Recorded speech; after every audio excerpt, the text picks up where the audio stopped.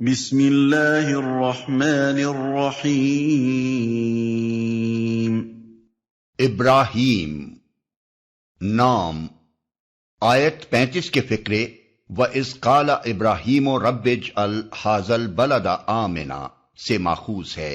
اس نام کا مطلب یہ نہیں ہے کہ اس سورہ میں حضرت ابراہیم کی سوانح عمری بیان ہوئی ہے، بلکہ یہ بھی اکثر سورتوں کے ناموں کی طرح علامت کے طور پر ہے، یعنی وہ سورہ جس میں ابراہیم علیہ السلام کا ذکر آیا ہے۔ زمانہ نزول، عام انداز بیان مکہ کے آخری دور کی سورتوں کا سا ہے۔ سورہ رعد سے قریب زمانے ہی کی نازل شدہ معلوم ہوتی ہے، خصوصاً آیت 13 کے الفاظ وَقَالَ الَّذِينَ كَفَرُوا لِرُسُلِهِمْ لَنُخْرِجَنَّكُمْ مِنْ أَرْضِنَا أَوْ لَتَعُودُنَّ فِي مِلَّتِنَا۔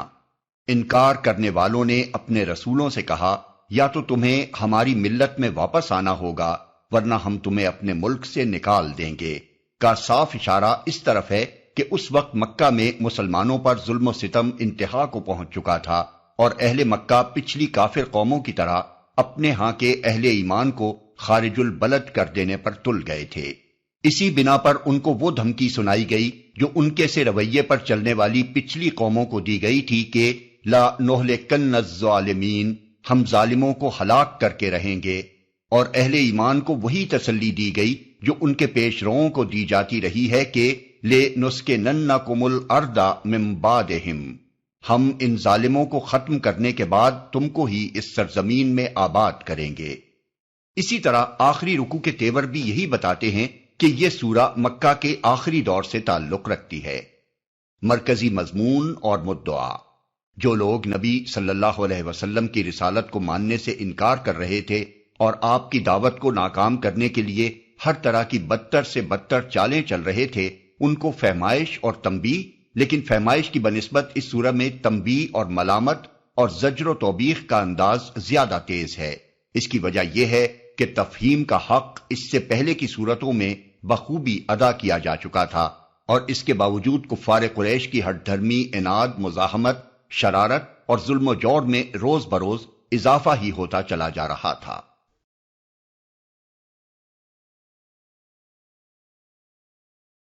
اعوذ باللہ من الشیطان الرجیم، بسم اللہ الرحمن الرحیم۔ الف لام را، کتاب انزلناه الیک لتخرج الناس من الظلمات الى النور بإذن ربهم إلى صراط العزيز الحميد۔ الف لام را، اے محمد، یہ ایک کتاب ہے جس کو ہم نے تمہاری طرف نازل کیا ہے تاکہ تم لوگوں کو تاریکیوں سے نکال کر روشنی میں لاؤ ان کے رب کی توفیق سے، اس خدا کے راستے پر جو زبردست اور اپنی ذات میں آپ محمود ہے، اس خدا کے راستے پر، یعنی تاریکیوں سے نکال کر روشنی میں لانے کا مطلب شیطانی راستوں سے ہٹا کر خدا کے راستے پر لانا ہے۔ دوسرے الفاظ میں ہر وہ شخص جو خدا کی راہ پر نہیں ہے وہ دراصل جہالت کے اندھیروں میں بھٹک رہا ہے، خواہ وہ اپنے آپ کو کتنا ہی روشن خیال سمجھ رہا ہو اور اپنے ذوم میں کتنا ہی نور علم سے منور ہو، بخلاف اس کے جس نے خدا کا راستہ پا لیا وہ علم کی روشنی میں آ گیا، چاہے وہ ایک ان پڑھ دیہاتی ہی کیوں نہ ہو۔ پھر یہ جو فرمایا کہ تم ان کو اپنے رب کے اذن یا اس کی توفیق سے خدا کے راستے پر لاؤ، تو اس میں دراصل اس حقیقت کی طرف اشارہ ہے کہ کوئی مبلغ خواہ وہ نبی ہی کیوں نہ ہو راہ راست پیش کر دینے سے زیادہ کچھ نہیں کر سکتا۔ کسی کو اس راستے پر لے آنا اس کے بس میں نہیں ہے، اس کا انحصار سراسر اللہ کی توفیق اور اس کے اذن پر ہے۔ اللہ کسی کو توفیق دے تو وہ ہدایت پا سکتا ہے، ورنہ پیغمبر جیسا کامل مبلغ اپنا پورا زور لگا کر بھی اس کو ہدایت نہیں بخش سکتا۔ رہی اللہ کی توفیق تو اس کا قانون بالکل الگ ہے، جسے قرآن میں مختلف مقامات پر وضاحت کے ساتھ بیان کر دیا گیا ہے۔ اس سے صاف معلوم ہوتا ہے کہ خدا کی طرف سے ہدایت کی توفیق اسی کو ملتی ہے جو خود ہدایت کا طالب ہو، ضد اور ہٹ دھرمی اور تعصب سے پاک ہو اپنے نفس کا بندہ اور اپنی خواہشات کا غلام نہ ہو، کھلی آنکھوں سے دیکھے، کھلے کانوں سے سنے، صاف دماغ سے سوچے سمجھے اور معقول بات کو بلاگ طریقے سے مانے۔ اور اپنی ذات میں آپ محمود ہے۔ حمید کا لفظ اگرچہ محمود ہی کا ہم معنی ہے، مگر دونوں لفظوں میں ایک لطیف فرق ہے۔ محمود کسی شخص کو اسی وقت کہیں گے جبکہ اس کی تعریف کی گئی ہو یا کی جاتی ہو، مگر حمید آپ سے حمد کا مستحق ہے، خواہ کوئی اس کی حمد کرے یا نہ کرے۔ اس لفظ کا پورا مفہوم ستودہ صفات، سزاوار حمد اور مستحق تعریف جیسے الفاظ سے ادا نہیں ہو سکتا، اسی لیے ہم نے اس کا ترجمہ اپنی ذات میں آپ محمود کیا ہے۔ اللہ الذی لہ ما فی السماوات وما فی الارض وویل للکافرین من عذاب شدید الذین یستحبون الحیاة الدنیا علی الآخرة ویصدون عن سبیل اللہ ویبغونها عوجا اولئک فی ضلال بعید۔ اور زمین اور آسمانوں کی ساری موجودات کا مالک ہے، اور سخت تباہ کن سزا ہے قبول حق سے انکار کرنے والوں کے لیے جو دنیا کی زندگی کو آخرت پر ترجیح دیتے ہیں، جو اللہ کے راستے سے لوگوں کو روک رہے ہیں اور چاہتے ہیں کہ یہ راستہ ان کی خواہشات کے مطابق ٹیڑھا ہو جائے۔ یہ لوگ گمراہی میں بہت دور نکل گئے ہیں، دنیا کی زندگی کو آخرت پر ترجیح دیتے ہیں۔ یا بالفاظ دیگر جنہیں ساری فکر بس دنیا کی ہے، آخرت کی پرواہ نہیں ہے، جو دنیا کے فائدوں اور لذتوں اور آسائشوں کی خاطر آخرت کا نقصان تو مول لے سکتے ہیں، مگر آخرت کی کامیابیوں اور خوشحالیوں کے لیے دنیا کا کوئی نقصان، کوئی تکلیف اور کوئی خطرہ بلکہ کسی لذت سے محرومی تک برداشت نہیں کر سکتے۔ جنہوں نے دنیا اور آخرت دونوں کا موازنہ کر کے ٹھنڈے دل سے دنیا کو پسند کر لیا ہے اور آخرت کے بارے میں فیصلہ کر چکے ہیں کہ جہاں جہاں اس کا مفاد دنیا کے مفاد سے ٹکرائے گا وہاں اسے قربان کرتے چلے جائیں گے۔ یہ راستہ ان کی خواہشات کے مطابق ٹیڑھا ہو جائے، یعنی وہ اللہ کی مرضی کے تابع ہو کر نہیں رہنا چاہتے، بلکہ یہ چاہتے ہیں کہ اللہ کا دین ان کی مرضی کا تابع ہو کر رہے، ان کے ہر خیال، ہر نظریے اور ہر وہم و گمان کو اپنے عقائد میں داخل کرے اور کسی ایسے عقیدے کو اپنے نظام فکر میں نہ رہنے دے جو ان کی کھوپڑی میں نہ سماتا ہو، ان کی ہر رسم، ہر عادت اور ہر خصلت کو سند جواز دے اور کسی ایسے طریقے کی پیروی کا ان سے مطالبہ نہ کرے جو انہیں پسند نہ ہو۔ وہ ان کا ہاتھ بندھا غلام ہو کہ جدھر جدھر یہ اپنے شیطان نفس کے اتباع میں مڑے ادھر وہ بھی مڑ جائے، اور کہیں نہ تو وہ انہیں ٹوکے اور نہ کسی مقام پر انہیں اپنے راستے کی طرف موڑنے کی کوشش کرے۔ وہ اللہ کی بات صرف اسی صورت میں مان سکتے ہیں جبکہ وہ اس طرح کا دین ان کے لیے بھیجے۔ وما أرسلنا من رسول إلا بلسان قومه ليبين لهم فيضل الله من يشاء ويهدي من يشاء وهو العزيز الحكيم۔ ہم نے اپنا پیغام دینے کے لیے جب کبھی کوئی رسول بھیجا ہے اس نے اپنی قوم ہی کی زبان میں پیغام دیا ہے تاکہ وہ انہیں اچھی طرح کھول کر بات سمجھائے۔ پھر اللہ جسے چاہتا ہے بھٹکا دیتا ہے اور جسے چاہتا ہے ہدایت بخشتا ہے، وہ بالادست اور حکیم ہے۔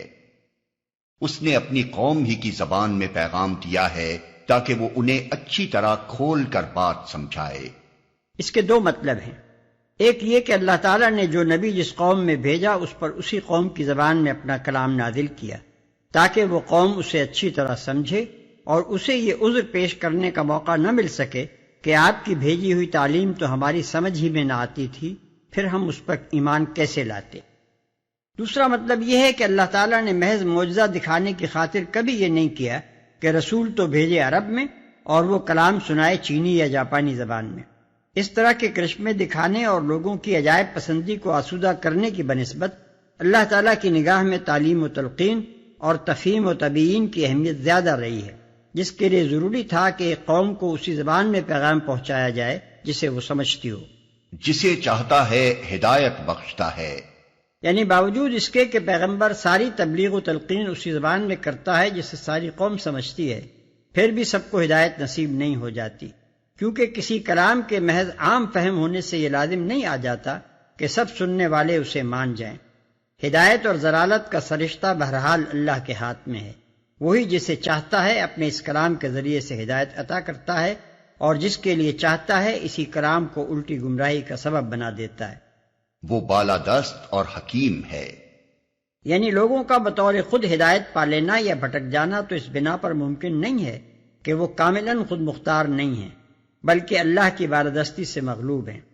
لیکن اللہ اپنی اس بالادستی کو اندھا دھند استعمال نہیں کرتا کہ یوں ہی بغیر کسی معقول وجہ کے جسے چاہے ہدایت بخش دے اور جسے چاہے خواہ بھٹکا دے۔ وہ بالادست ہونے کے ساتھ حکیم و دانا بھی ہے۔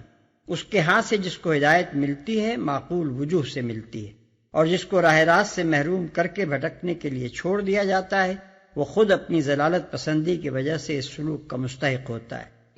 وَلَقَدْ أَرْسَلْنَا مُوسَى بِآيَاتِنَا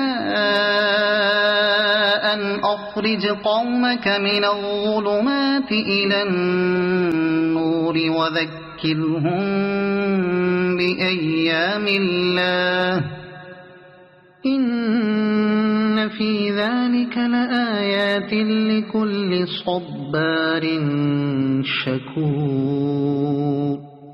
ہم اس سے پہلے موسیٰ کو بھی اپنی نشانیوں کے ساتھ بھیج چکے ہیں۔ اسے بھی ہم نے حکم دیا تھا کہ اپنی قوم کو تاریکیوں سے نکال کر روشنی میں لا، اور انہیں تاریخ الہی کے سبق آموز واقعات سنا کر نصیحت کر۔ ان واقعات میں بڑی نشانیاں ہیں ہر اس شخص کے لیے جو صبر اور شکر کرنے والا ہو۔ تاریخ الہی۔ ایام کا لفظ عربی زبان میں اصطلاحاً یادگار تاریخی واقعات کے لیے بولا جاتا ہے۔ ایام اللہ سے مراد تاریخ انسانی کے وہ اہم ابواب ہیں جن میں اللہ تعالیٰ نے گزشتہ زمانے کی قوموں اور بڑی بڑی شخصیتوں کو ان کے اعمال کے لحاظ سے جزا یا سزا دی ہے۔ ان واقعات میں بڑی نشانیاں ہیں، یعنی ان تاریخی واقعات میں ایسی نشانیاں موجود ہیں جن سے ایک آدمی توحید خدابندی کے برحق ہونے کا ثبوت بھی پا سکتا ہے، اور اس حقیقت کی بھی بے شمار شہادتیں فراہم کر سکتا ہے کہ مکافات کا قانون ایک عالمگیر قانون ہے، اور وہ سراسر حق اور باطل کے علمی و اخلاقی امتیاز پر قائم ہے، اور اس کے تقاضے پورے کرنے کے لیے ایک دوسرا عالم یعنی عالم آخرت ناگزیر ہے۔ نیز ان واقعات میں وہ نشانیاں بھی موجود ہیں جن سے ایک آدمی باطل عقائد و نظریات پر زندگی کی عمارت اٹھانے کے برے نتائج معلوم کر سکتا ہے اور ان سے عبرت حاصل کر سکتا ہے۔ جو صبر اور شکر کرنے والا ہو۔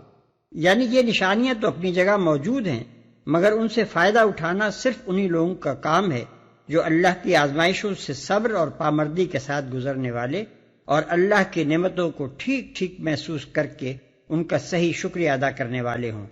چھچورے اور کم ظرف اور احسان ناشناس لوگ اگر ان نشانیوں کا ادراک کر بھی لیں تو ان کی یہ اخلاقی کمزوریاں انہیں اس ادراک سے فائدہ اٹھانے نہیں دیتی۔ وَإِذْ قَالَ مُوسَى لِقَوْمِهِ اذْكُرُوا نِعْمَةَ اللَّهِ عَلَيْكُمْ إِذْ أَنْجَاكُمْ مِنْ آلِ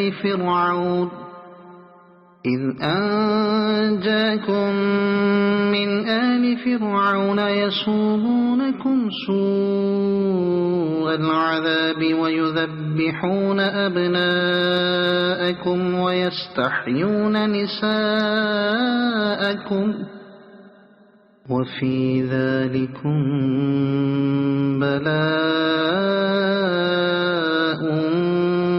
مِّن رَّبِّكُمْ عَظِيمٌ۔ یاد کرو جب موسیٰ نے اپنی قوم سے کہا، اللہ کے اس احسان کو یاد رکھو جو اس نے تم پر کیا ہے۔ اس نے تم کو فرعون والوں سے چھڑایا جو تم کو سخت تکلیفیں دیتے تھے، تمہارے لڑکوں کو قتل کر ڈالتے تھے اور تمہاری عورتوں کو زندہ بچا رکھتے تھے۔ اس میں تمہارے رب کی طرف سے تمہاری بڑی آزمائش تھی۔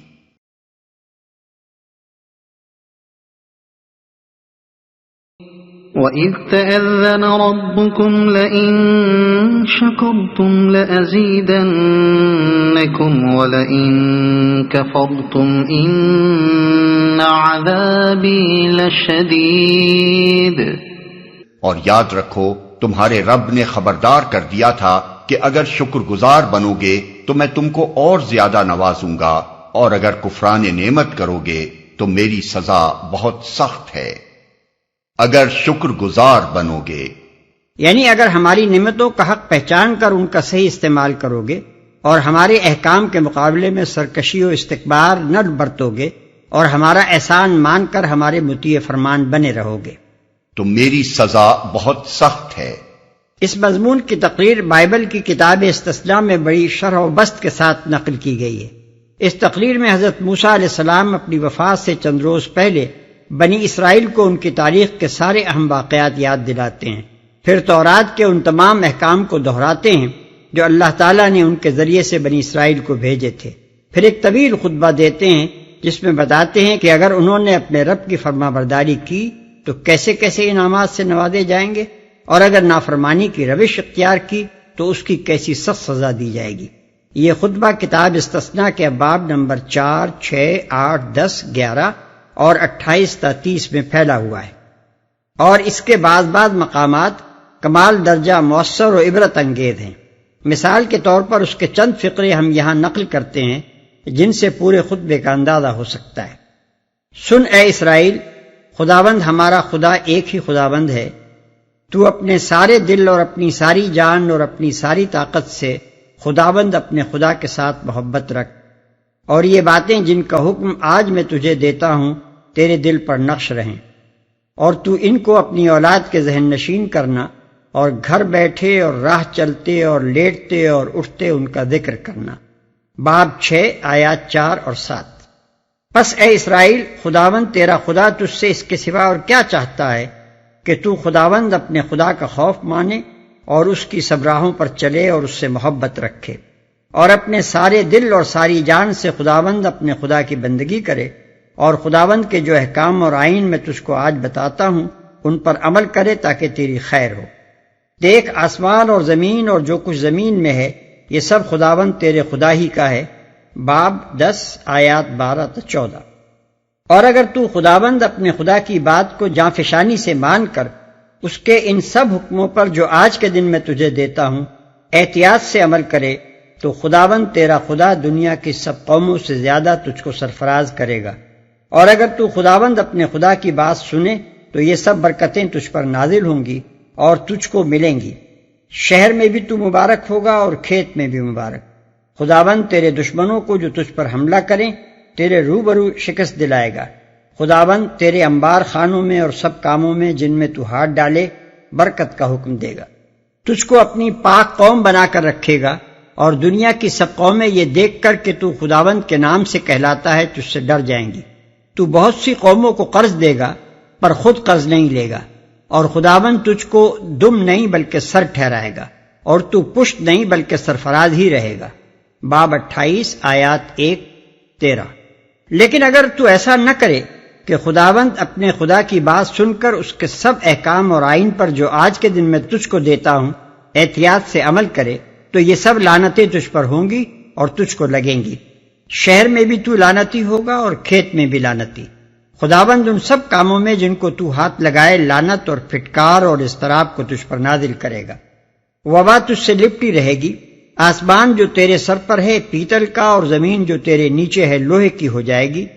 خداوند تجھ کو تیرے دشمنوں کے آگے شکست دلائے گا، تو ان کے مقابلے کے لیے تو ایک ہی راستے سے جائے گا مگر ان کے سامنے 7 راستوں سے بھاگے گا۔ عورت سے منگنی تو کرے گا لیکن دوسرا اس سے مباشرت کرے گا۔ تو گھر بنائے گا لیکن اس میں بسنے نہ پائے گا۔ تو پاکستان لگائے گا پر اس کا پھل نہ کھا سکے گا۔ تیرا بیل تیری آنکھوں کے سامنے ذبح کیا جائے گا۔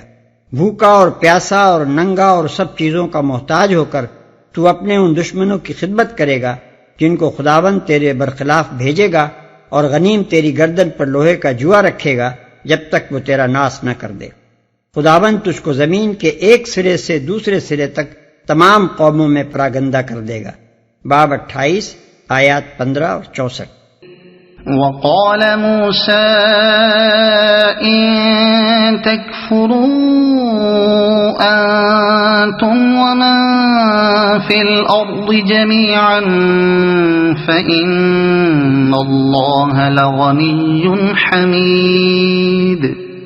اور موسیٰ نے کہا اگر تم کفر کرو اور زمین کے سارے رہنے والے بھی کافر ہو جائیں تو اللہ بے نیاز اور اپنی ذات میں آپ محمود ہے۔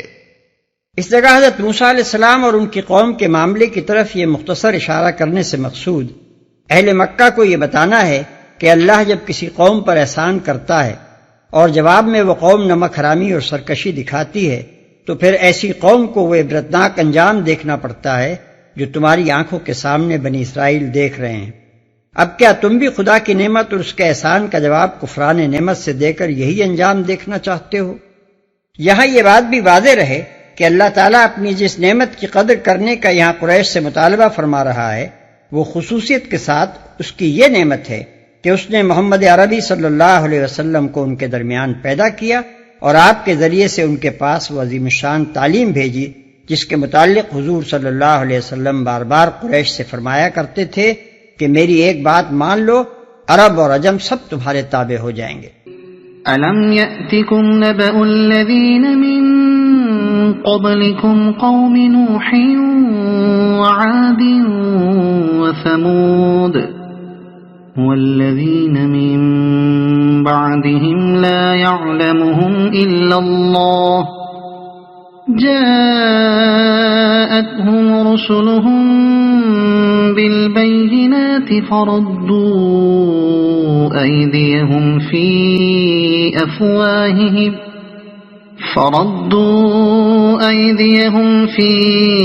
أفواههم وقالوا إنا كفرنا بما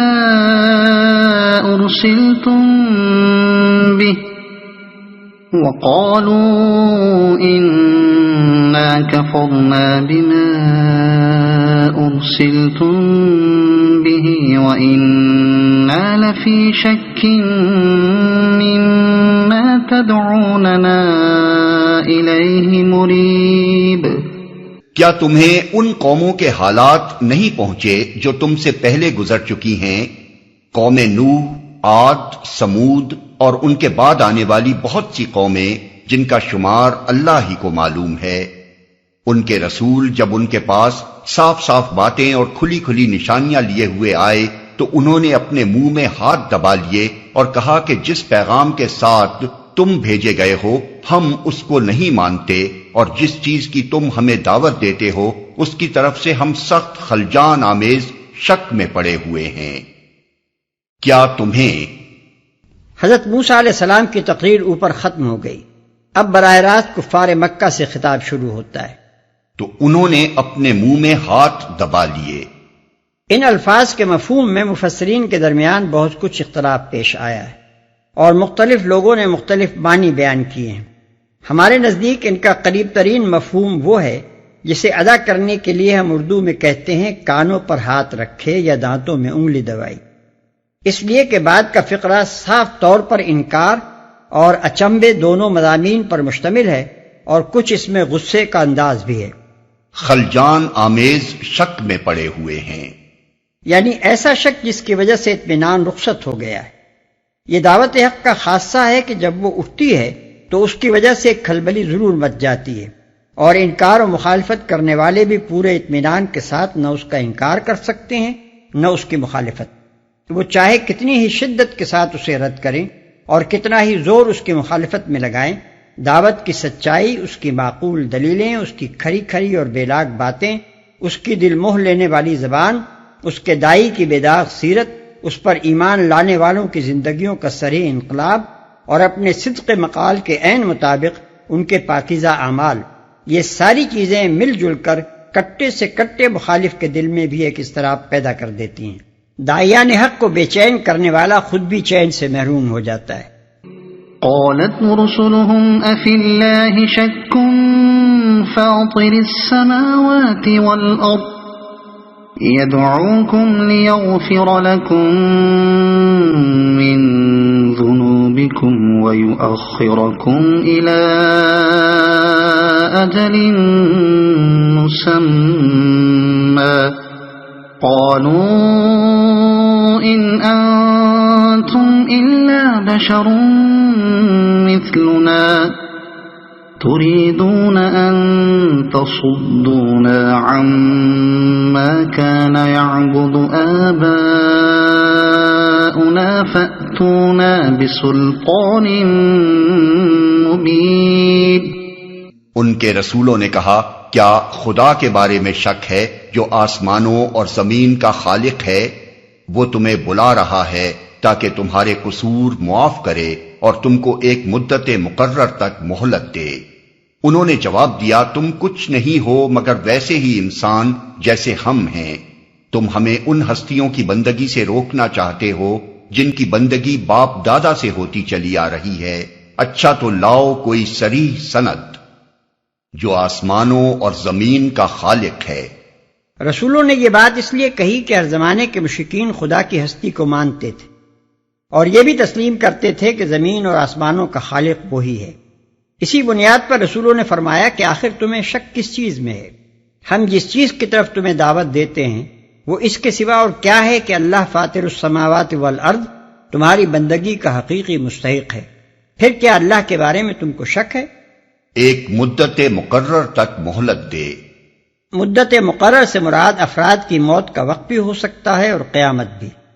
جہاں تک قوموں کا تعلق ہے ان کے اٹھنے اور گرنے کے لیے اللہ کے ہاں مدت کا تعین ان کے اوصاف کی شرط کے ساتھ مشروط ہوتا ہے۔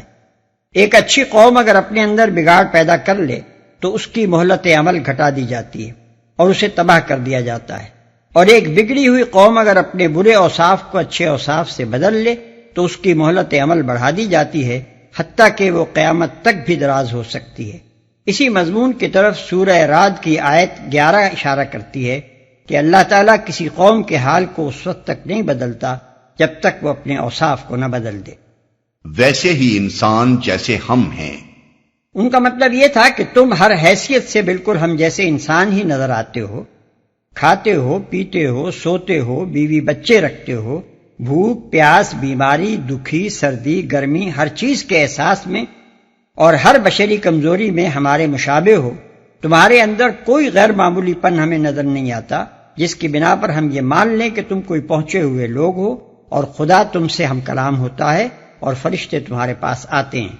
اچھا تو لاؤ کوئی صریح سند، یعنی کوئی ایسی سند ہے جسے ہم آنکھوں سے دیکھیں اور ہاتھوں سے چھوئیں اور جس سے ہم کو یقین آ جائے کہ واقعی خدا نے تم کو بھیجا ہے اور یہ پیغام جو تم لائے ہو خدا ہی کا پیغام ہے۔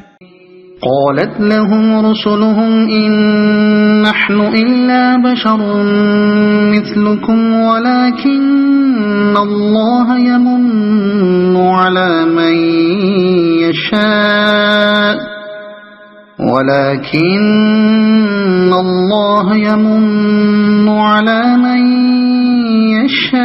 يشاء من عباده وما كان لنا أن نأتيكم بسلطان إلا بإذن الله وعلى الله فليتوكل المؤمنون۔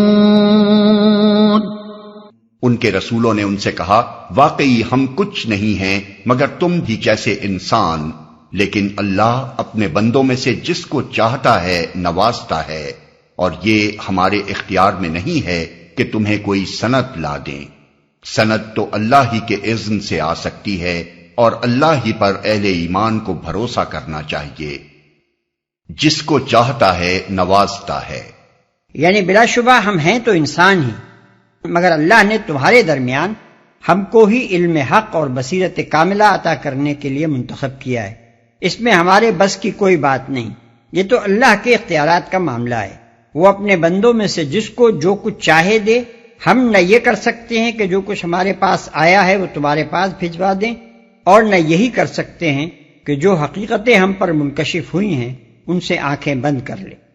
وما لنا ألا نتوكل على الله وقد هدانا سبلنا وَلَنَصْبِرَنَّ عَلَى مَا آذَيْتُمُونَا وَعَلَى اللَّهِ فَلْيَتَوَكَّلِ الْمُتَوَكِّلُونَ۔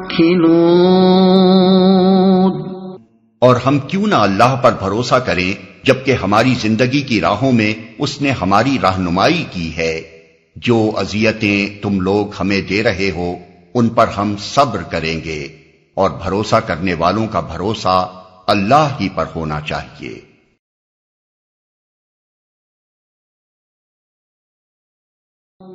وقال الذين كفروا لرسلهم لنخرجنكم من أرضنا أو لتعودن في ملتنا فأوحى إليهم ربهم لنهلكن الظالمين۔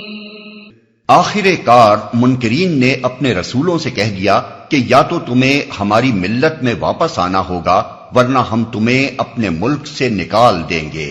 تب ان کے رب نے ان پر وحی بھیجی کہ ہم ان ظالموں کو ہلاک کر دیں گے، ہماری ملت میں واپس آنا ہوگا۔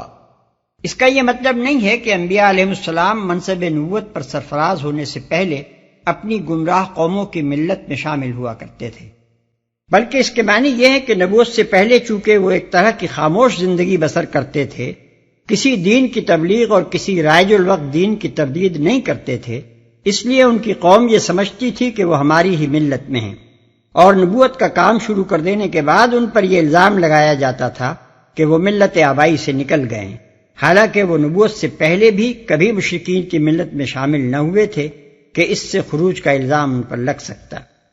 وَلَنُسْكِنَنَّكُمُ الْأَرْضَ مِنْ بَعْدِهِمْ ذَلِكَ لِمَنْ خَافَ مَقَامِي وَخَافَ وَعِيدِ۔ اور ان کے بعد تمہیں زمین میں آباد کریں گے، یہ انعام ہے اس کا جو میرے حضور جواب دہی کا خوف رکھتا ہو اور میری وعید سے ڈرتا ہو۔ زمین میں آباد کریں گے، یعنی گھبراؤ نہیں، یہ کہتے ہیں کہ تم اس ملک میں نہیں رہ سکتے، مگر ہم کہتے ہیں کہ اب یہ اس سرزمین میں نہ رہنے پائیں گے، اب تو جو تمہیں مانے گا وہی یہاں رہے گا۔ وَاسْتَفْتَحُوا وَخَابَ كُلُّ جَبَّارٍ عَنِيدٍ۔ انہوں نے فیصلہ چاہا تھا تو یوں ان کا فیصلہ ہوا اور ہر جبار دشمن حق نے منہ کی کھائی۔ ملحوظ خاطر رہے کہ یہاں اس تاریخی بیان کے پیرائے میں دراصل کفار مکہ کو ان باتوں کا جواب دیا جا رہا ہے جو وہ نبی صلی اللہ علیہ وسلم سے کیا کرتے تھے۔ ذکر بظاہر پچھلے انبیاء اور ان کی قوموں کے واقعات کا ہے، مگر چسپاں ہو رہا ہے وہ ان حالات پر جو اس سورہ کے زمانے نزول میں پیش آ رہے تھے۔ اس مقام پر کفار مکہ کو بلکہ مشرکین عرب کو گویا صاف صاف متنبع کر دیا گیا کہ تمہارا مستقبل اب اس رویے پر منحصر ہے جو دعوت محمدیہ صلی اللہ علیہ وسلم کے مقابلے میں تم اختیار کرو گے۔ اگر اسے قبول کر لو گے تو عرب کی سرزمین میں رہ سکو گے، اور اگر اسے رد کر دو گے تو یہاں سے تمہارا نام و نشان تک مٹا دیا جائے گا۔ چنانچہ اس بات کو تاریخی واقعات نے ایک ثابت شدہ حقیقت بنا دیا۔ اس پیشین گوئی پر پورے 15 برس بھی نہ گزرے تھے کہ سرزمین عرب میں ایک مشرک بھی باقی نہ رہا۔ من ورائه جهنم ويسقى من ماء صديد يتجرعه ولا يكاد يسيغه ويأتيه الموت من كل مكان وما هو بميت ومن ورائه عذاب غلیظ۔ پھر اس کے بعد آگے اس کے لیے جہنم ہے، وہاں اسے کچ لہو کا سا پانی پینے کو دیا جائے گا جسے وہ زبردستی حلق میں اتارنے کی کوشش کرے گا اور مشکل ہی سے اتار سکے گا۔ موت ہر طرف سے اس پر چھائی رہے گی مگر وہ مرنے نہ پائے گا، اور آگے ایک سخت عذاب اس کی جان کا لاگو رہے گا۔ مثل الذين كفروا بربهم أعمالهم كرماد اشتدت به الريح في يوم عاصف لا يقدرون مما كسبوا على شيء ذلك هو الضلال البعید۔ جن لوگوں نے اپنے رب سے کفر کیا ہے ان کے اعمال کی مثال اس راکھ کی سی ہے جسے ایک طوفانی دن کی آندھی نے اڑا دیا ہو، وہ اپنے کیے کا کچھ بھی پھل نہ پا سکیں گے، یہی پرلے درجے کی گمگشتگی ہے، کچھ بھی پھل نہ پا سکیں گے۔ یعنی جن لوگوں نے اپنے رب کے ساتھ نمک حرامی، بے وفائی، خود مختاری اور نافرمانی و سرکشی کی روش اختیار کی اور اطاعت و بندگی کا وہ طریقہ اختیار کرنے سے انکار کر دیا جس کی دعوت انبیاء علیہم السلام لے کر آئے ہیں، ان کا پورا کارنامہ حیات اور زندگی بھر کا سارا سرمایہ عمل آخر کار ایسا لا حاصل و بے معنی ثابت ہوگا جیسے ایک راکھ کا ڈھیر تھا جو اکٹھا ہو کر مدت دراز میں بڑا بھاری ٹیلا سا بن گیا تھا، مگر صرف ایک ہی دن کی آندھی نے اس کو ایسا اڑایا کہ اس کا ایک ایک ذرہ منتشر ہو کر رہ گیا۔ ان کی نظر فریب تہذیب، ان کا شاندار تمدن، ان کی حیرت انگیز صنعتیں، ان کی زبردست سلطنتیں، ان کی عالیشان یونیورسٹیاں، ان کے علوم و فنون اور ادب لطیف و کثیف کے اتھاہ ذخیرے، حتیٰ کہ ان کی عبادتیں اور ان کی ظاہری نیکیاں اور ان کے بڑے بڑے خیراتی اور رفاہی کارنامے بھی جن پر وہ دنیا میں فخر کرتے ہیں، سب کے سب آخر کار راکھ کا ایک ڈھیر ہی ثابت ہوں گے جسے یوم قیامت کی آندھی بالکل صاف کر دے گی، اور عالم آخرت میں اس کا ایک ذرہ بھی ان کے پاس اس لائق نہ رہے گا کہ اسے خدا کی میزان میں رکھ کر کچھ بھی وزن پا سکیں۔ أَلَمْ تَرَ أَنَّ اللَّهَ خَلَقَ السَّمَاوَاتِ وَالْأَرْضَ بِالْحَقِّ إِن يَشَأْ يُذْهِبْكُمْ وَيَأْتِ بِخَلْقٍ جَدِيدٍ۔ کیا تم دیکھتے نہیں ہو کہ اللہ نے آسمان و زمین کی تخلیق کو حق پر قائم کیا ہے، وہ چاہے تو تم لوگوں کو لے جائے اور ایک نئی خلقت تمہاری جگہ لے آئے۔ آسمان و زمین کی تخلیق کو حق پر قائم کیا ہے۔ یہ دلیل ہے اس دعوے کی جو اوپر کیا گیا تھا۔ مطلب یہ ہے کہ اس بات کو سن کر تمہیں تعجب کیوں ہوتا ہے؟ کیا تم دیکھتے نہیں ہو کہ یہ زمین و آسمان کا عظیم الشان کارخانہ تخلیق حق پر قائم ہوا ہے، نہ کہ باطل پر؟ یہاں جو چیز حقیقت اور واقعیت پر مبنی نہ ہو بلکہ محض ایک بے اصل قیاس و گمان پر جس کی بنا رکھ دی گئی ہو، اسے کوئی پائیداری نصیب نہیں ہو سکتی، اس کے لیے قرار و ثبات کا کوئی امکان نہیں ہے، اس کے اعتماد پر کام کرنے والا کبھی اپنے اعتماد میں کامیاب نہیں ہو سکتا۔ جو شخص پانی پر نقش بنائے اور ریت پر قصر تعمیر کرے، وہ اگر یہ امید رکھتا ہے کہ اس کا نقش باقی رہے گا اور اس کا قصر کھڑا رہے گا تو اس کی یہ امید کبھی پوری نہیں ہو سکتی، کیونکہ پانی کی یہ حقیقت نہیں ہے کہ وہ نقش قبول کرے، اور ریت کی یہ حقیقت نہیں ہے کہ وہ عمارتوں کے لیے مضبوط بنیاد بن سکے۔ لہذا سچائی اور حقیقت کو نظر انداز کر کے جو شخص باطل امیدوں پر اپنے عمل کی بنیاد رکھے اسے ناکام ہونا ہی چاہیے۔ یہ بات اگر تمہاری سمجھ میں آتی ہے تو پھر یہ سن کر تمہیں حیرت کس لیے ہوتی ہے کہ خدا کی اس کائنات میں جو شخص اپنے آپ کو خدا کی بندگی و اطاعت سے آزاد فرض کر کے کام کرے گا، یا خدا کے سوا کسی اور کی خدائی مان کر جس کی فی الواقع خدائی نہیں ہے زندگی بسر کرے گا، اس کا پورا کارنامہ زندگی ضائع ہو جائے گا۔ جب واقعہ یہ نہیں ہے کہ انسان یہاں خود مختار ہو یا خدا کے سوا کسی اور کا بندہ ہو، تو اس جھوٹ پر، اس خلاف واقعہ مفروضے پر اپنے پورے نظام فکر و عمل کی بنیاد رکھنے والا انسان تمہاری رائے میں پانی پر نقش کھینچنے والے احمق کا انجام نہ دیکھے گا تو اس کے لیے اور کس انجام کی تم توقع رکھتے ہو؟ وَمَا ذَلِكَ عَلَى اللَّهِ بِعَزِيزٍ۔ ایسا کرنا اس پر کچھ بھی دشوار نہیں ہے۔ دعوے پر دلیل پیش کرنے کے بعد فوراً ہی یہ فقرہ نصیحت کے طور پر ارشاد فرمایا گیا ہے، اور ساتھ ساتھ اس میں ایک شبے کا ازالہ بھی ہے جو اوپر کی دو ٹوک بات سن کر آدمی کے دل میں پیدا ہو سکتا ہے۔ ایک شخص پوچھ سکتا ہے کہ اگر بات وہی ہے جو ان آیتوں میں فرمائی گئی ہے تو یہاں ہر باطل پرست اور غلط کار آدمی فنا کیوں نہیں ہو جاتا؟ اس کا جواب یہ ہے کہ نادان، کیا تو سمجھتا ہے کہ اسے فنا کر دینا اللہ کے لیے کوئی دشوار ہے، یا اللہ سے اس کا کوئی رشتہ ہے کہ اس کی شرارتوں کے باوجود اللہ نے محض اقربا پروری کی بنا پر اسے مجبوراً چھوٹ دے رکھی ہو؟ اگر یہ بات نہیں ہے اور تو خود جانتا ہے کہ نہیں ہے تو پھر تجھے سمجھنا چاہیے کہ ایک باطل پرست اور غلط کار قوم ہر وقت اس خطرے میں مبتلا ہے کہ اسے ہٹا دیا جائے اور کسی دوسری قوم کو اس کی جگہ کام کرنے کا موقع دے دیا جائے۔ اس خطرے کے عملاً رونما ہونے میں اگر دیر لگ رہی ہے تو اس غلط فہمی کے نشے میں مست نہ ہو جا کہ خطرہ سرے سے موجود ہی نہیں ہے۔ مہلت کے ایک ایک لمحے کو غنیمت جان اور اپنے باطل نظام فکر و عمل کی ناپائیداری کو محسوس کر کے اسے جلدی سے جلدی پائیدار بنیادوں پر قائم کر لے۔ وَبَرَزُوا لِلَّهِ جَمِيعًا فَقَالَ الضُّعَفَاءُ لِلَّذِينَ اسْتَكْبَرُوا إِنَّا كُنَّا لَكُمْ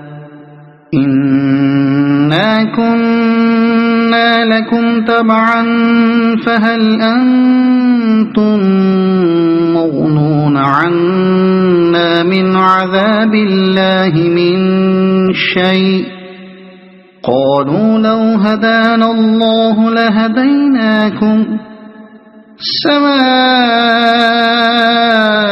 عَلَيْنَا أَجَزِعْنَا أَمْ صَبَرْنَا مَا لَنَا مِن مَّحِيصٍ۔ اور یہ لوگ جب اکٹھے اللہ کے سامنے بے نقاب ہوں گے تو اس وقت ان میں سے جو دنیا میں کمزور تھے وہ ان لوگوں سے جو بڑے بنے ہوئے تھے کہیں گے دنیا میں ہم تمہارے تابع تھے، اب کیا تم اللہ کے عذاب سے ہم کو بچانے کے لیے بھی کچھ کر سکتے ہو؟ وہ جواب دیں گے اگر اللہ نے ہمیں نجات کی کوئی راہ دکھائی ہوتی تو ہم ضرور تمہیں بھی دکھا دیتے، اب تو یکساں ہیں خواہ ہم جزا فضا کریں یا صبر، بہرحال ہمارے بچنے کی کوئی صورت نہیں۔ اللہ کے سامنے بے نقاب ہوں گے۔ برزو کے معنی محض نکل کر سامنے آنے اور پیش ہونے ہی کے نہیں ہیں، بلکہ اس میں ظاہر ہونے اور کھل جانے کا مفہوم بھی شامل ہے۔ اسی لیے ہم نے اس کا ترجمہ بے نقاب ہو کر سامنے آ جانا کیا ہے۔ حقیقت کے اعتبار سے تو بندے ہر وقت اپنے رب کے سامنے بے نقاب ہیں، مگر آخرت کی پیشی کے دن جب وہ سب کے سب اللہ کی عدالت میں حاضر ہوں گے تو انہیں خود بھی معلوم ہوگا کہ ہم اس احکم الحاکمین اور مالک یوم الدین کے سامنے بالکل بے نقاب ہیں۔ ہمارا کوئی کام بلکہ کوئی خیال اور دل کے گوشوں میں چھپا ہوا کوئی ارادہ تک اس سے مخفی نہیں ہے۔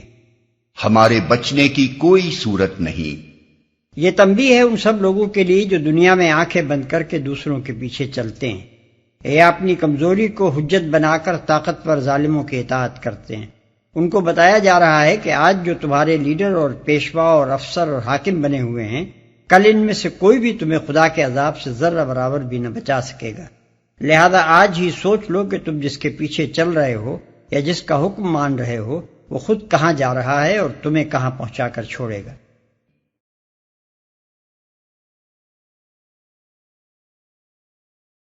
وقال الشيطان لما قضي الأمر إن الله وعدكم وعد الحق ووعدتكم فأخلفتكم وما كان لي عليكم من سلطان إلا أن دعوتكم فاستجبتم لي فلا تلوموني ولوموا أنفسكم ما أنا بمصرخكم وما أنتم بمصرخي إني كفرت بما أشركتمون من قبل إن الظالمين لهم عذاب أليم۔ اور جب فیصلہ چکا دیا جائے گا تو شیطان کہے گا حقیقت یہ ہے کہ اللہ نے جو وعدے تم سے کیے تھے وہ سب سچے تھے اور میں نے جتنے وعدے کیے ان میں سے کوئی بھی پورا نہ کیا۔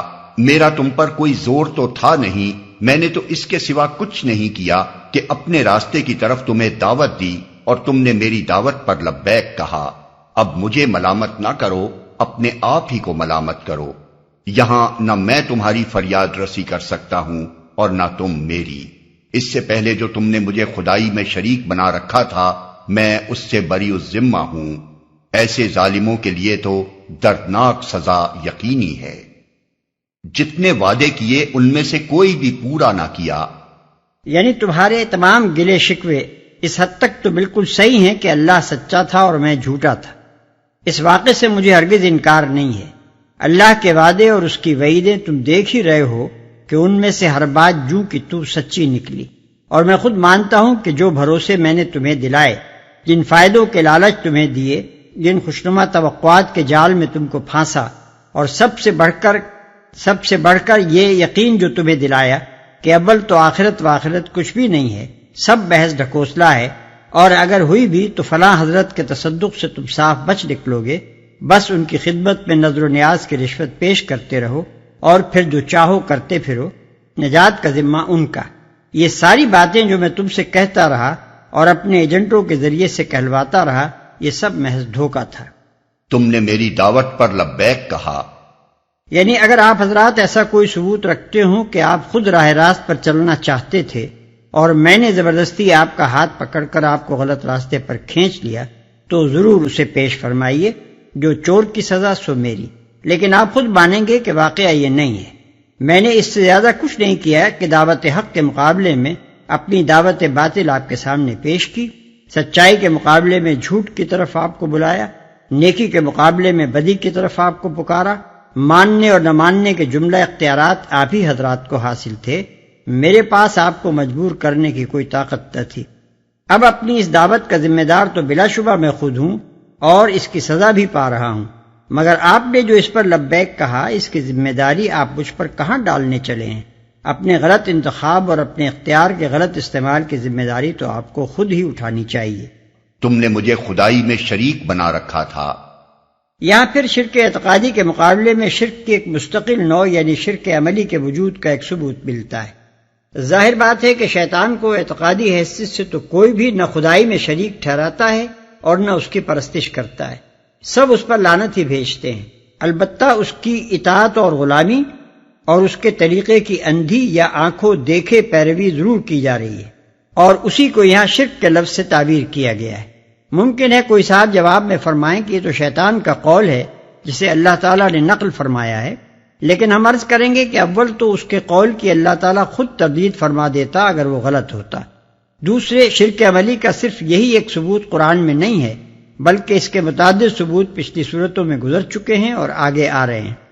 مثال کے طور پر یہودیوں اور عیسائیوں کو یہ الزام کہ وہ اپنے احبار اور رہبان کو ارباب من دون اللہ بنائے ہوئے ہیں، سورہ توبہ آیت 31۔ جاہلیت کی رسمیں ایجاد کرنے والوں کے متعلق یہ کہنا کہ ان کے پیرووں نے انہیں خدا کا شریک بنا رکھا ہے، سورہ انعام آیت 137۔ خواہشات نفس کی بندگی کرنے والوں کے متعلق یہ فرمانا کہ انہوں نے اپنی خواہش نفس کو خدا بنا لیا ہے، الفرقان آیت 43۔ نافرمان بندوں کے متعلق یہ ارشاد کہ وہ شیطان کی عبادت کرتے رہے ہیں، یاسین آیت 60۔ انسانی ساخت کے قوانین پر چلنے والوں کو ان الفاظ میں ملامت کہ اذن خداوندی کے بغیر جن لوگوں نے تمہارے لیے شریعت بنائی ہے وہ تمہارے شریک ہیں، الشورى آیت 21۔ یہ سب کیا اسی شرک عملی کی نظیریں نہیں ہیں جس کا یہاں ذکر ہو رہا ہے؟ ان نظیروں سے صاف معلوم ہوتا ہے کہ شرک کی صرف یہی ایک صورت نہیں ہے کہ کوئی شخص عقیدتاً کسی غیر اللہ کو خدائی میں شریک ٹھہرائے۔ اس کی ایک دوسری صورت یہ بھی ہے کہ وہ خدائی سند کے بغیر یا احکام خداوندی کے علی الرغم اس کی پیروی اور اطاعت کرتا چلا جائے۔ ایسا پیرو اور مطیع اگر اپنے پیشوا اور مطاع پر لعنت بھیجتے ہوئے بھی عملاً یہ روش اختیار کر رہا ہو تو قرآن کی روح سے وہ اس کو خدائی میں شریک بنائے ہوئے ہے، چاہے شرعاً اس کا حکم بالکل وہی نہ ہو جو اعتقادی مشرکین کا ہے۔ وَأُدْخِلَ الَّذِينَ آمَنُوا وَعَمِلُوا الصَّالِحَاتِ جَنَّاتٍ تَجْرِي مِن تَحْتِهَا الْأَنْهَارُ خَالِدِينَ فِيهَا بِإِذْنِ رَبِّهِمْ تَحِيَّتُهُمْ فِيهَا سَلَامٌ۔ بخلاف اس کے جو لوگ دنیا میں ایمان لائے ہیں اور جنہوں نے نیک عمل کیے ہیں، وہ ایسے باغوں میں داخل کیے جائیں گے جن کے نیچے نہریں بہتی ہوں گی، وہاں وہ اپنے رب کے اذن سے ہمیشہ رہیں گے، اور وہاں ان کا استقبال سلامتی کی مبارکباد سے ہوگا۔ تحیہ کے لغوی معنی ہے دعائے درازی عمر، مگر اصطلاحاً عربی زبان میں یہ لفظ اس کلمہ خیر مقدم یا کلمہ استقبال کے لیے بولا جاتا ہے جو لوگ آمنا سامنا ہونے پر سب سے پہلے ایک دوسرے سے کہتے ہیں۔ اردو میں اس کا ہم معنی لفظ یا تو سلام ہے یا پھر علیک سلیک، لیکن پہلا لفظ استعمال کرنے سے ترجمہ ٹھیک نہیں ہوتا اور دوسرا لفظ مبتذل ہے، اس لیے ہم نے اس کا ترجمہ استقبال کیا ہے۔ تحیتہم کے معنی یہ بھی ہو سکتے ہیں کہ ان کے درمیان آپس میں ایک دوسرے کے استقبال کا طریقہ یہ ہوگا، اور یہ معنی بھی ہو سکتے ہیں کہ ان کا اس طرح استقبال ہوگا۔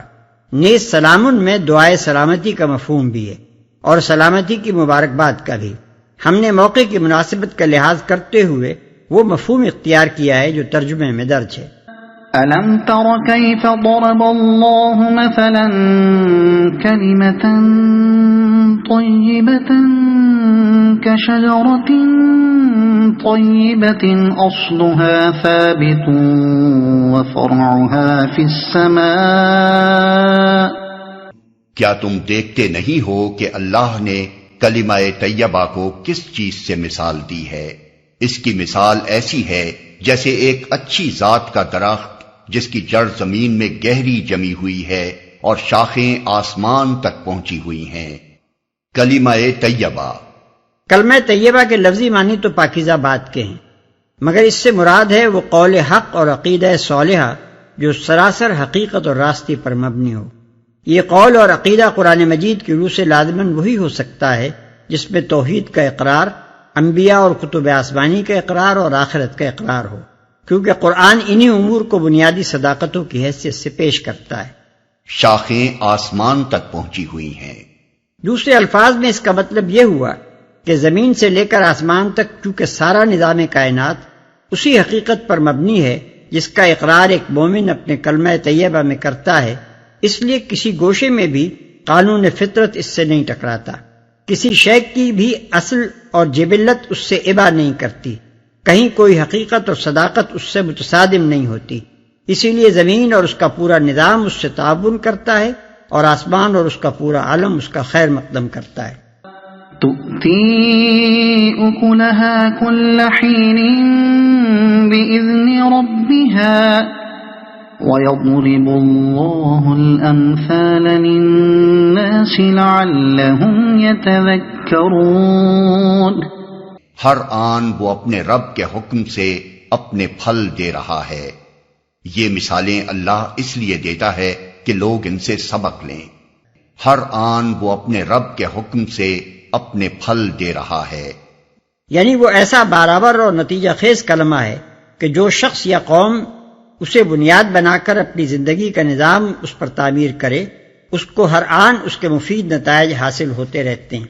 وہ فکر میں سلجھاؤ، طبیعت میں سلامت، مزاج میں اعتدال، سیرت میں مضبوطی، اخلاق میں پاکیزگی، روح میں لطافت، جسم میں طہارت و نظافت، برتاؤ میں خوشگواری، معاملات میں راست بازی، کلام میں صداقت شیاری، قول و قرار میں پختگی، معاشرت میں حسن سلوک، تہذیب میں فضیلت، تمدن میں توازن، معیشت میں عدل و مواسات، سیاست میں دیانت، جنگ میں شرافت، صلح میں خلوص اور عہد و پیمان میں وثوق پیدا کرتا ہے۔ وہ ایک ایسا پارس ہے جس کی تاثیر اگر کوئی ٹھیک ٹھیک قبول کر لے تو کندن بن جائے۔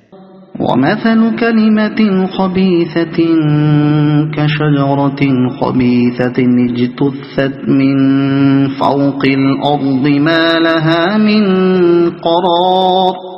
اور کلمہ خبیثہ کی مثال ایک بدذات درخت کی سی ہے جو زمین کی سطح سے اکھاڑ پھینکا جاتا ہے، اس کے لیے کوئی استحکام نہیں ہے۔ کلمہ خبیثہ، یہ لفظ کلمہ طیبہ کی ضد ہے جس کا اطلاق اگرچہ ہر خلاف حقیقت اور مبنی بر غلط قول پر ہو سکتا ہے، مگر یہاں اس سے مراد ہر وہ باطل عقیدہ ہے جس کو انسان اپنے نظام زندگی کی بنیاد بنائے، عام اس سے کہ وہ دہریت ہو، الحاد و زندقہ ہو، شرک و بت پرستی ہو یا کوئی اور ایسا تخیل جو انبیاء کے واسطے سے نہ آیا ہو۔ کوئی استحکام نہیں ہے۔ دوسرے الفاظ میں اس کا مطلب یہ ہوا کہ عقیدہ باطل چونکہ حقیقت کے خلاف ہے، اس لیے قانون فطرت کہیں بھی اس سے موافقت نہیں کرتا۔ کائنات کا ہر ذرہ اس کی تکذیب کرتا ہے، زمین و آسمان کی ہر شے اس کی تردید کرتی ہے۔ زمین میں اس کا بیج بونے کی کوشش کی جائے تو ہر وقت وہ اسے اگلنے کے لیے تیار رہتی ہے۔ آسمان کی طرف اس کی شاخیں بڑھنا چاہیں تو وہ انہیں نیچے دھکیلتا ہے۔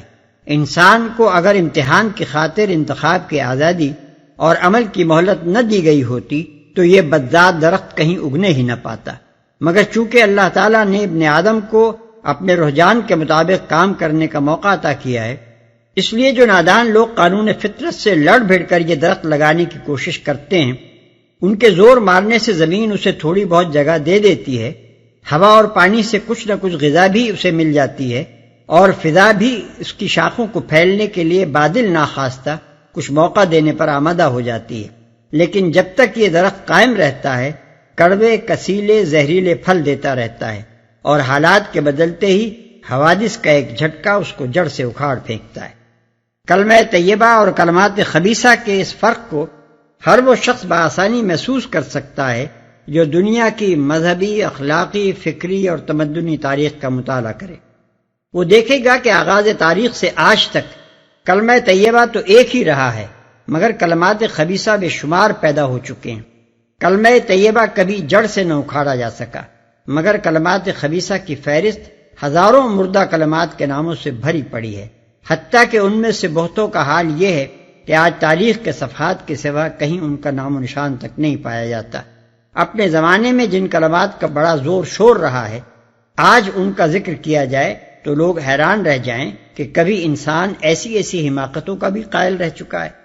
پھر کلمہ طیبہ کو جب جہاں جس شخص یا قوم نے بھی صحیح معنوں میں اپنایا، اس کی خوشبو سے اس کا ماحول معطر ہو گیا، اور اس کی برکتوں سے صرف اسی شخص یا قوم نے فائدہ نہیں اٹھایا بلکہ اس کے گرد و پیش کی دنیا بھی ان سے مالا مال ہو گئی۔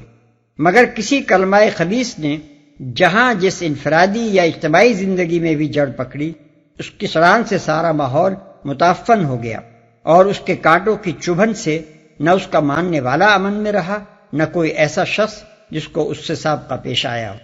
اس سلسلے میں یہ بات بھی سمجھ لینی چاہیے کہ یہاں تمثیل کے پیرائے میں اسی مضمون کو سمجھایا گیا ہے جو اوپر آیت 18 میں یوں بیان ہوا تھا کہ اپنے رب سے کفر کرنے والوں کے اعمال کی مثال اس راکھ کی سی ہے جسے ایک طوفانی دن کی آندھی نے اڑا دیا ہو، اور یہی مضمون اس سے پہلے سورہ رعد آیت 17 میں ایک دوسرے انداز سے سیلاب اور پگھلائی ہوئی دھاتوں کی تمثیل میں بیان ہو چکا ہے۔ يثبت الله الذين آمنوا بالقول الثابت في الحياة الدنيا وفي الآخرة ويضل الله الظالمين ويفعل الله ما يشاء۔ ایمان لانے والوں کو اللہ ایک قول ثابت کی بنیاد پر دنیا اور آخرت دونوں میں ثبات عطا کرتا ہے، اور ظالموں کو اللہ بھٹکا دیتا ہے۔ اللہ کو اختیار ہے جو چاہے کرے، ثبات عطا کرتا ہے۔ یعنی دنیا میں ان کو اس کلمے کی وجہ سے ایک پائیدار نقطہ نظر، ایک مستحکم نظام فکر اور ایک جامع نظریہ ملتا ہے جو ہر عقدے کو حل کرنے اور ہر گتھی کو سلجھانے کے لیے شاہ کلید کا حکم رکھتا ہے۔ سیرت کی مضبوطی اور اخلاق کی استواری نصیب ہوتی ہے جسے زمانے کی گردشیں متزلزل نہیں کر سکتی۔ زندگی کے ایسے ٹھوس اصول ملتے ہیں جو ایک طرف ان کے قلب کو سکون اور دماغ کو اطمینان بخشتے ہیں، اور دوسری طرف انہیں صحیح و عمل کی راہوں میں بھٹکنے، ٹھوکریں کھانے اور تلون کا شکار ہونے سے بچاتے ہیں۔ پھر جب وہ موت کی سرحد پار کر کے عالم آخرت کے حدود میں قدم رکھتے ہیں تو وہاں کسی قسم کی حیرانی اور سراسیمگی و پریشانی ان کو لاحق نہیں ہوتی، کیونکہ وہاں سب کچھ ان کی توقعات کے عین مطابق ہوتا ہے۔ وہ اس عالم میں اس طرح داخل ہوتے ہیں گویا اس کی راہ و رسم سے پہلے ہی واقف تھے۔ وہاں کوئی مرحلہ ایسا پیش نہیں آتا جس کی انہیں پہلے خبر نہ دے دی گئی ہو اور جس کے لیے انہوں نے قبل از وقت تیاری نہ کر رکھی ہو۔ اس لیے وہاں ہر منزل سے وہ پوری ثابت قدمی کے ساتھ گزرتے ہیں۔ ان کا حال وہاں اس کافر سے بالکل مختلف ہوتا ہے جسے مرتے ہی اپنی توقعات کے سراسر خلاف ایک دوسری ہی صورتحال سے اچانک سابقہ پیش آتا ہے۔ ظالموں کو اللہ بھٹکا دیتا ہے، یعنی جو ظالم کلمہ طیبہ کو چھوڑ کر کسی کلمہ خبیثہ کی پیروی کرتے ہیں، اللہ تعالیٰ ان کے ذہن کو پراگندہ اور ان کی مسائی کو پریشان کر دیتا ہے۔ وہ کسی پہلو سے بھی فکر و عمل کی صحیح راہ نہیں پا سکتے، ان کا کوئی تیر بھی نشانے پر نہیں بیٹھتا۔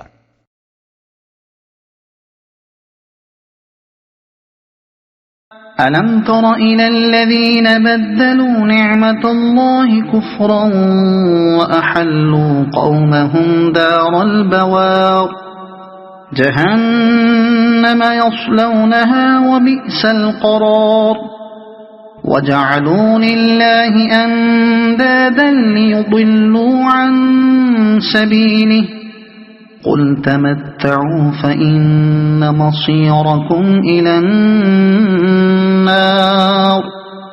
تم نے دیکھا ان لوگوں کو جنہوں نے اللہ کی نعمت پائی اور اسے کفران نعمت سے بدل ڈالا، اور اپنے ساتھ اپنی قوم کو بھی ہلاکت کے گھر میں جھونک دیا، یعنی جہنم جس میں وہ جھلسے جائیں گے، اور وہ بدترین جائے قرار ہے۔ اور اللہ کے کچھ ہمسر تجویز کر لیے تاکہ وہ انہیں اللہ کے راستے سے بھٹکا دیں۔ ان سے کہو اچھا مزے کر لو، آخر کار تمہیں پلٹ کر جانا دوزخی میں ہے۔ قل لعبادي الذين آمنوا يقيموا الصلاة وينفقوا مما رزقناهم سرا وعلانية من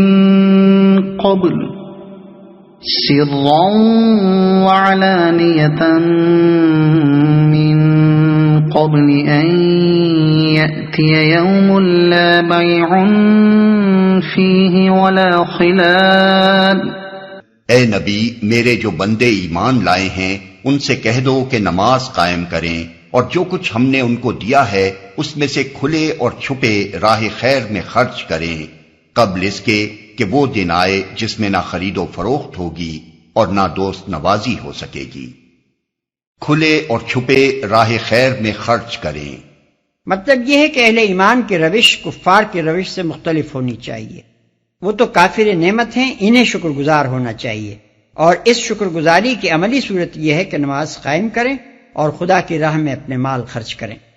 نہ دوست نوازی ہو سکے گی، یعنی نہ تو وہاں کچھ دے دلا کر ہی نجات خریدی جا سکے گی، اور نہ کسی کی دوستی کام آئے گی کہ وہ تمہیں خدا کی پکڑ سے بچا لے۔ اللہ الذي خلق السماوات والأرض وأنزل من السماء ماء فأخرج به من الثمرات رزقا لكم وسخر لكم الفلك لتجري في البحر بأمره وسخر لكم الأنهار۔ اللہ وہی تو ہے جس نے زمین اور آسمانوں کو پیدا کیا اور آسمان سے پانی برسایا، پھر اس کے ذریعے سے تمہاری رزق رسانی کے لیے طرح طرح کے پھل پیدا کیے، جس نے کشتی کو تمہارے لیے مسخر کیا کہ سمندر میں اس کے حکم سے چلے، اور دریاؤں کو تمہارے لیے مسخر کیا۔ اللہ وہی تو ہے، یعنی وہ اللہ جس کی نعمت کا کفران کیا جا رہا ہے، جس کی بندگی و اطاعت سے منہ موڑا جا رہا ہے، جس کے ساتھ زبردستی کے شریک ٹھہرائے جا رہے ہیں، وہ وہی تو ہے جس کے یہ اور یہ احسانات ہیں۔ وَسَخَّرَ لَكُمُ الشَّمْسَ وَالْقَمَرَ دَائِبَيْنِ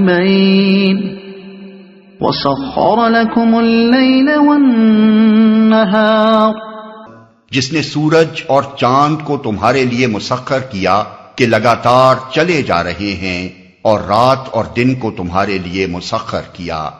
تمہارے لیے مسخر کیا کو عام طور پر لوگ غلطی سے تمہارے تابع کر دیا کے معنی میں لے لیتے ہیں، اور پھر اس مضمون کے آیات سے عجیب عجیب معنی پیدا کرنے لگتے ہیں، حتیٰ کہ بعض لوگ تو یہاں تک سمجھ بیٹھے کہ ان آیات کی روح سے تسخیر السماوات والارض انسان کا منتہائی مقصود ہے، حالانکہ انسان کے لیے ان چیزوں کو مسخر کرنے کا مطلب اس کے سوا کچھ نہیں ہے کہ اللہ تعالیٰ نے ان کو ایسے قوانین کا پابند بنا رکھا ہے جن کی بدولت وہ انسان کے لیے نافع ہو گئی ہیں۔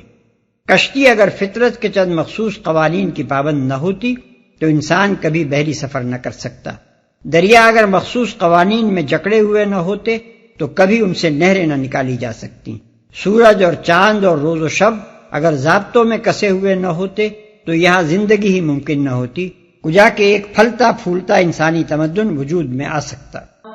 وآتاكم من كل ما سألتموه وإن تعدوا نعمة الله لا تحصوها إن الإنسان لظلوم كفار۔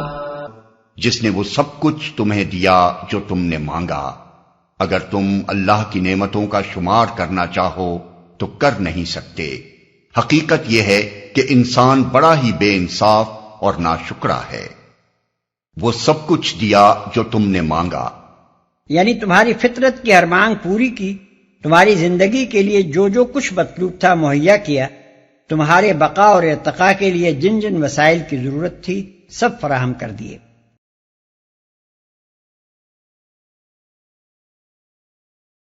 وَإِذْ قَالَ إِبْرَاهِيمُ رَبِّ اجْعَلْ هَذَا الْبَلَدَ آمِنًا وَاجْنُبْنِي وَبَنِيَّ أَن نَّعْبُدَ الْأَصْنَامَ۔ یاد کرو وہ وقت جب ابراہیم نے دعا کی تھی کہ پروردگار اس شہر کو امن کا شہر بنا اور مجھے اور میری اولاد کو بت پرستی سے بچا۔ جب ابراہیم نے دعا کی تھی۔ عام احسانات کا ذکر کرنے کے بعد اب ان خاص احسانات کا ذکر کیا جا رہا ہے جو اللہ تعالیٰ نے قریش پر کیے تھے، اور اس کے ساتھ یہ بھی بتایا جا رہا ہے کہ تمہارے باپ ابراہیم علیہ السلام نے یہاں لا کر کن تمناؤں کے ساتھ تمہیں بسایا تھا، اس کی دعاؤں کے جواب میں کیسے کیسے احسانات ہم نے تم پر کیے، اور اب تم اپنے باپ کی تمناؤں اور اپنے رب کے احسانات کا جواب کن گمراہیوں اور بدعمالیوں سے دے رہے ہو۔ اس شہر کو یعنی مکہ۔ رب إنهن أضللن كثيرا من الناس فمن تبعني فإنه مني ومن عصاني فإنك غفور رحيم۔ پروردگار ان بتوں نے بہتوں کو گمراہی میں ڈالا ہے، ممکن ہے کہ میری اولاد کو بھی یہ گمراہ کر دیں، لہذا ان میں سے جو میرے طریقے پر چلے وہ میرا ہے، اور جو میرے خلاف طریقہ اختیار کرے تو یقیناً تو درگزر کرنے والا مہربان ہے۔ بہتوں کو گمراہی میں ڈالا ہے، یعنی خدا سے پھیر کر اپنا گرویدہ کیا ہے۔ یہ مجازی کلام ہے۔ بت چونکہ بہتوں کی گمراہی کے سبب بنے ہیں، اس لیے گمراہ کرنے کے فعل کو ان کی طرف منسوب کر دیا گیا ہے۔ یقیناً تو درگزر کرنے والا مہربان ہے۔ یہ حضرت ابراہیم علیہ السلام کی کمال درجہ نرم دلی اور نوع انسانی کے حال پر ان کی انتہائی شفقت ہے کہ وہ کسی حال میں بھی انسان کو خدا کے عذاب میں گرفتار ہوتے نہیں دیکھ سکتے، بلکہ آخر وقت تک عفو و درگزر کی التجا کرتے رہتے ہیں۔ رزق کے معاملے میں تو انہوں نے یہاں تک کہہ دینے میں دریغ نہ فرمایا کہ وَارْزُقْ أَهْلَهُ مِنَ الثَّمَرَاتِ مَنْ آمَنَ مِنْهُمْ بِاللَّهِ وَالْيَوْمِ الْآخِرِ، البقرہ آیت 126۔ لیکن جہاں آخرت کی پکڑ کا سوال آیا وہاں ان کی زبان سے یہ نہ نکلا کہ جو میرے طریقے کے خلاف چلے اسے سزا دے ڈالیو، بلکہ کہا تو یہ کہا کہ ان کے معاملے میں کیا عرض کروں، تو غفور الرحیم ہے۔ اور یہ کچھ اپنی ہی اولاد کے ساتھ اس سراپا رحم و شفقت انسان کا مخصوص رویہ نہیں ہے، بلکہ جب فرشتے قوم لوط جیسی بدکار قوم کو تباہ کرنے جا رہے تھے اس وقت بھی اللہ تعالیٰ بڑی محبت کے انداز میں فرماتا ہے کہ ابراہیم ہم سے جھگڑنے لگا۔ ہود آیت 74۔ یہی حال حضرت عیسیٰ علیہ السلام کا ہے کہ جب اللہ تعالیٰ ان کے روح در روح عیسائیوں کی گمراہی ثابت کر دیتا ہے تو وہ عرض کرتے ہیں کہ اگر حضور ان کو سزا دیں تو یہ آپ کے بندے ہیں، اور اگر معاف کر دیں تو آپ بالادست اور حکیم ہیں۔ سورہ مائدہ آیت 118۔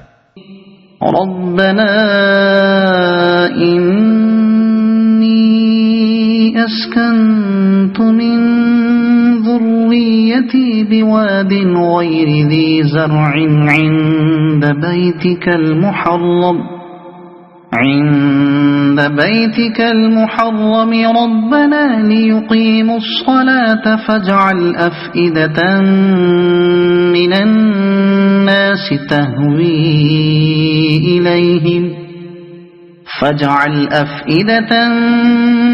من الناس تهوي إليهم وارزقهم من الثمرات لعلهم يشكرون۔ پروردگار، میں نے ایک بے آب و گیاہ وادی میں اپنی اولاد کے ایک حصے کو تیرے محترم گھر کے پاس لا بسایا ہے۔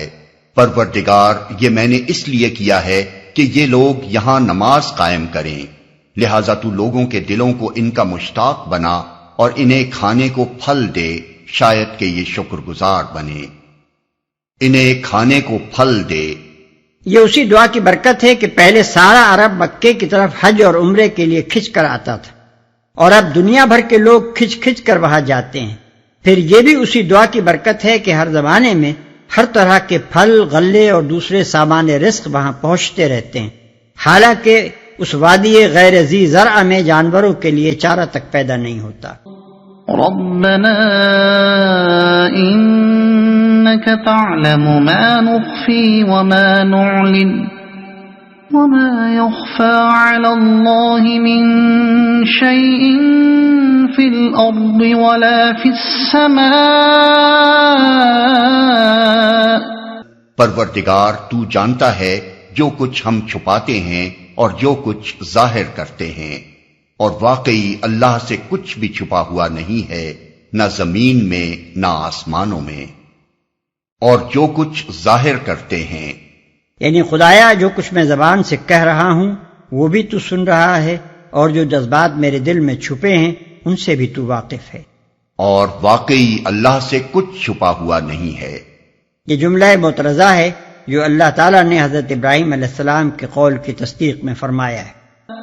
الحمد لله الذي وهب لي على الكبر إسماعيل وإسحاق إن ربي لسميع الدعاء رب اجعلني مقيم الصلاة ومن ذريتي ربنا وتقبل دعاء۔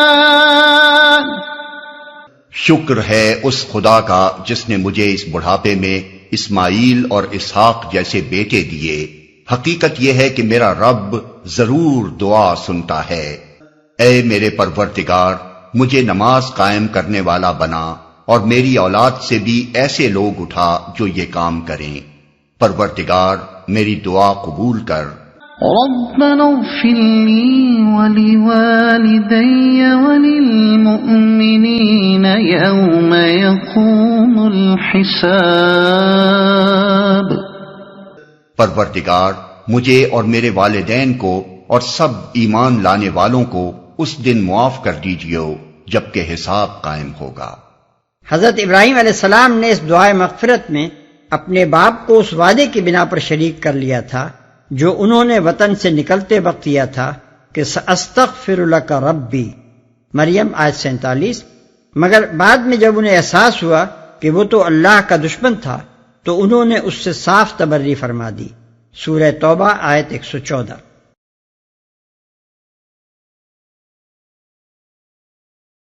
ولا تحسبن الله غافلا عما يعمل الظالمون إنما يؤخرهم ليوم تشخص فيه الأبصار مهطعين مقنعي رؤوسهم لا يرتد إليهم طرفهم وَأَفْئِدَتُهُمْ هَوَاءٌ۔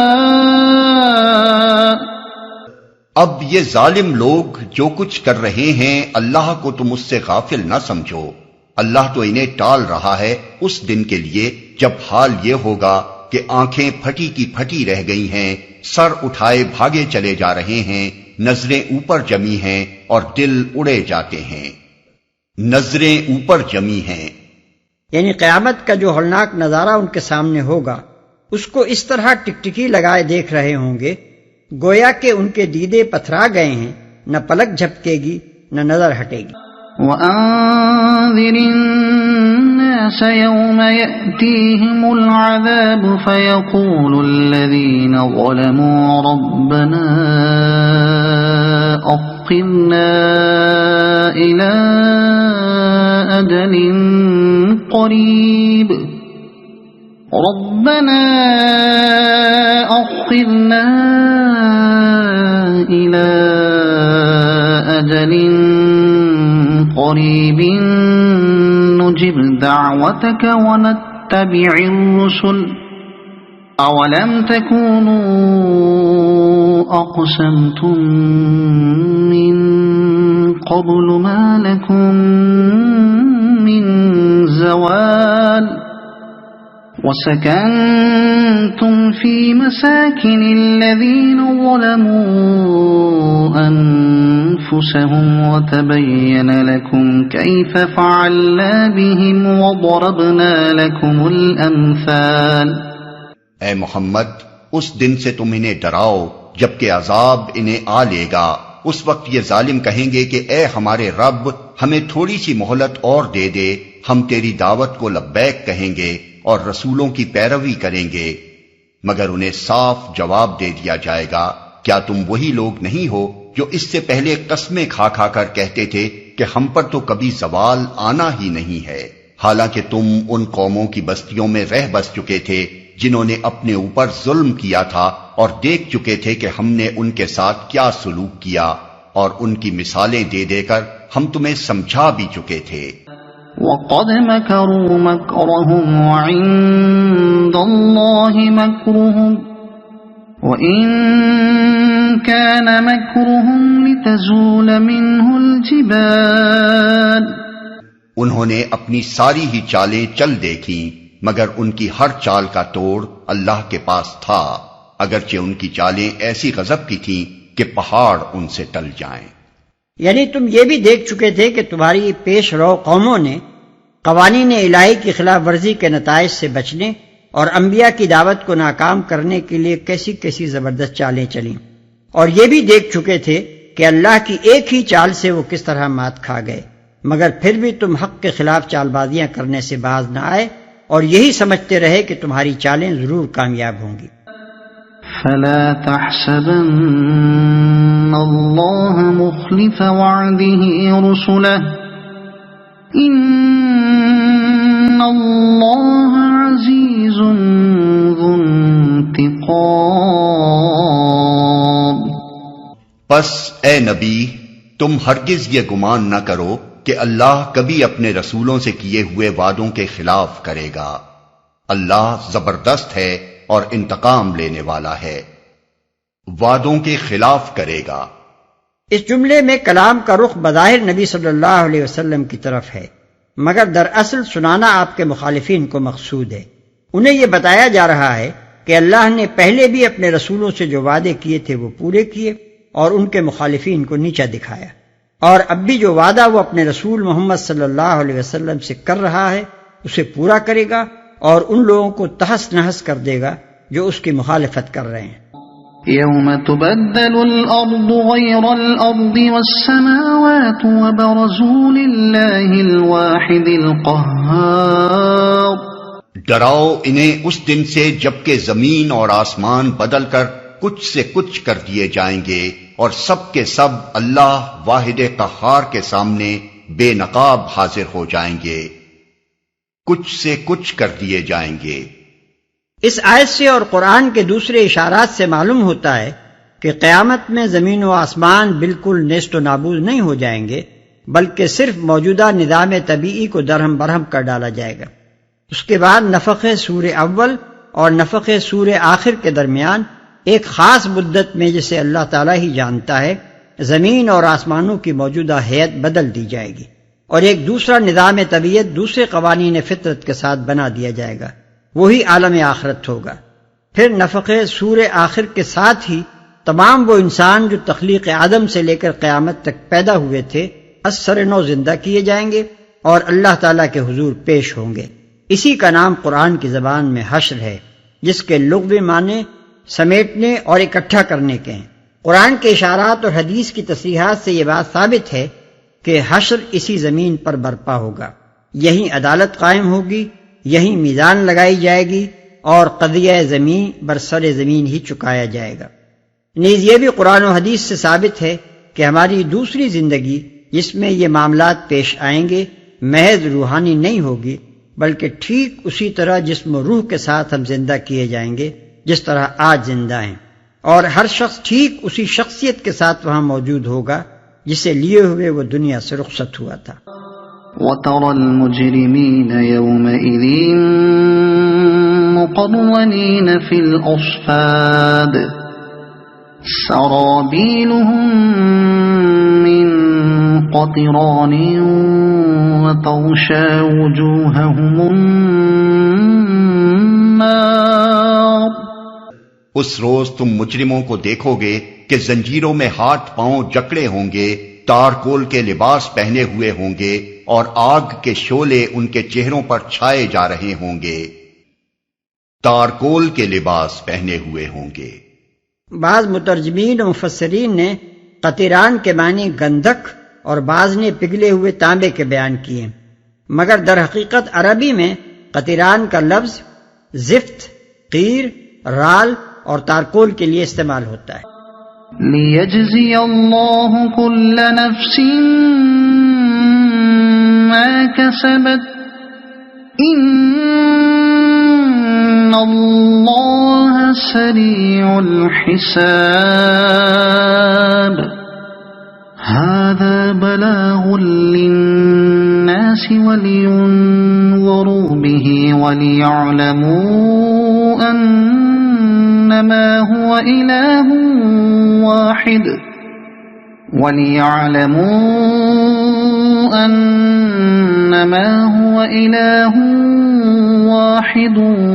وَلِيَذَّكَّرَ أُولُو الْأَلْبَابِ۔ یہ اس لیے ہوگا کہ اللہ ہر متنفس کو اس کے کیے کا بدلہ دے گا۔ اللہ کو حساب لیتے کچھ دیر نہیں لگتی۔ یہ ایک پیغام ہے سب انسانوں کے لیے، اور یہ بھیجا گیا ہے اس لیے کہ ان کو اس کے ذریعے سے خبردار کر دیا جائے اور وہ جان لیں کہ حقیقت میں خدا بس ایک ہی ہے، اور جو عقل رکھتے ہیں وہ ہوش میں آ جائیں۔